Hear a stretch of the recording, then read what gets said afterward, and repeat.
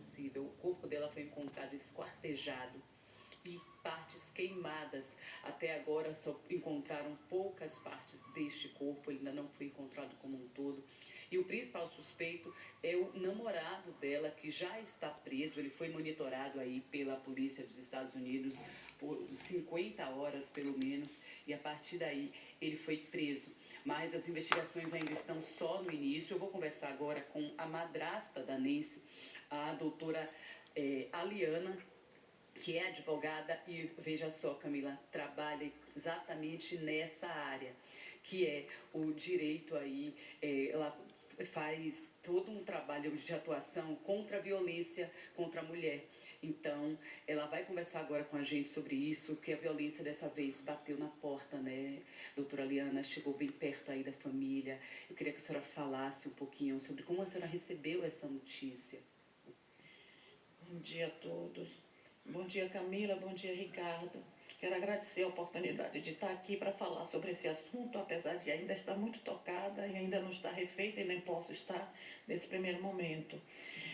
Nancy desapareceu e há cerca de 2, 3 semanas nós tomamos conhecimento pela rede social, pelo grupo Brasileiras e Suas Experiências pelo Mundo, que ela era administradora. Então a foto dela apareceu nesse grupo como desaparecida e isso deixou aqui todo mundo apavorado. E eu comecei a entrar em contato com as pessoas deste grupo, com as amigas, com pessoas de outros cantos e com a mãe dela, que é americana e mora nos Estados Unidos, e com o ex-marido. E a partir daí a gente começou uma rede de busca de informações. Nessa busca de informações, na quinta-feira agora, eu recebo a informação do marido, uma ligação. Eu estava dirigindo em Salvador, recebi uma informação. Quando eu vi a ligação dele, eu parei num posto de gasolina na Garibaldi e ele me conta que Nancy foi assassinada pelo ex-namorado e seu corpo todo destroçado e queimado. Aquilo me bateu um desespero pelo nível de barbaridade, de violência. O assassino nos privou o corpo de um sepultamento, de uma cerimônia, atingiu a família inteira. E a partir daí eu estou nesse estado, tentando me refazer com o apoio da minha família, com o apoio dos amigos da Bahia. Nancy era desta Bahia, gostava dessa terra, suas cinzas virão para aqui para serem lançadas nas águas da Bahia de Todos os Santos. Ela pediu, a família, ela pediu ao ex-marido isso, e ele vai trazer os filhos e as cinzas de Nancy para serem lançadas aqui na Bahia de Todos os Santos. E ela era apaixonada pela Bahia, né? A senhora falava comigo agora há pouco dessa relação. Durante toda a grande parte da juventude, a Nancy viveu aqui na Bahia, morou no bairro de Brotas, no Costa Azul, e agora já estava nos Estados Unidos há bastante tempo. A última vez que a senhora se encontrou com ela, quando foi? Conta um pouquinho sobre como era essa relação da senhora, que foi esposa aí, né, do pai da Nancy. Nancy não teve a oportunidade de ver o sepultamento do meu marido em 2015. Ela perdeu o voo em Miami, se desesperou e voltou para casa. O marido comprou a passagem, voltou para casa. E daí, então, ela não ficou bem.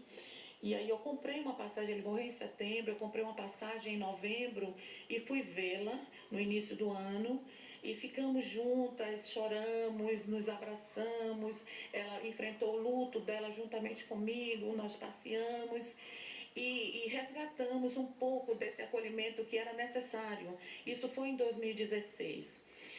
Em 2020, estou com passagem comprada desde 2020. Eu ia voltar a Orlando para visitá-la. Ia para o aniversário das crianças no dia 6 e no dia 15 de abril. As crianças nasceram no mês de abril.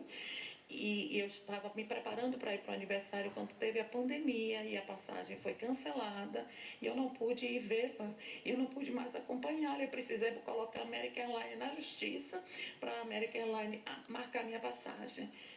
Tem uma pergunta, doutora Liana, de Ricardo lá do estúdio para a senhora. Só um minutinho. Ricardo, fique à vontade. Tarsila, bom, primeiramente o nosso abraço muito afetuoso, ainda que à distância, né? E o nosso agradecimento por, nesse momento de dor, ela nos atende, né, muito gentilmente, muito generosamente, E, portanto, esse abraço da equipe do Jornal da Manhã, né? E, segundo momento, perguntar quem é esse namorado, o que é que se sabe a respeito dele, há quanto tempo namoravam, havia algum relato, em algum momento, a informação de que seria uma relação abusiva ou ela teria sofrido algum tipo de violência? O que é que se sabia a respeito desse suspeito, Tarsila, por favor?